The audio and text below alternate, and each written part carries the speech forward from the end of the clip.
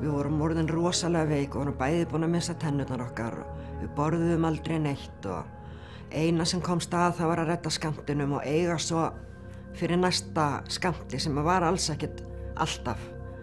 Oftast vöknuðum við fárveik á morgnana til að fara út og redda okkur en við gerðum það. Og þá var 5 mínútur, voru svo 5 klukkutímar. Þú veist, maður komin í fráhvarf morfíni, þú veist, þá bara líður tíminn ekki. Hann bara stendur í stað.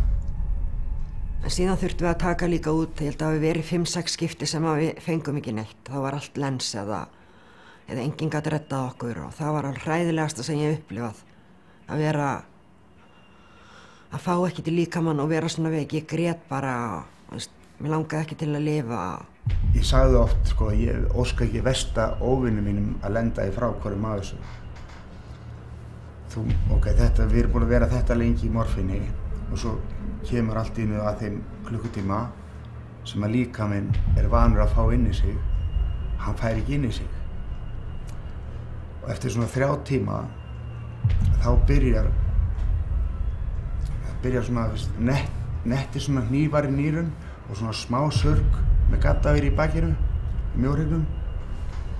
Og þegar komið svona 2-3 tíma inn í það, þá ertu komið svona sprengjukvellatur inn í höfuðið og þetta er orðið mjög sárt þegar hnífarnir eru í nýrunum og þegar það er verið að surgast í mjóhrygnum á þér, þá byrjar að bogna svona.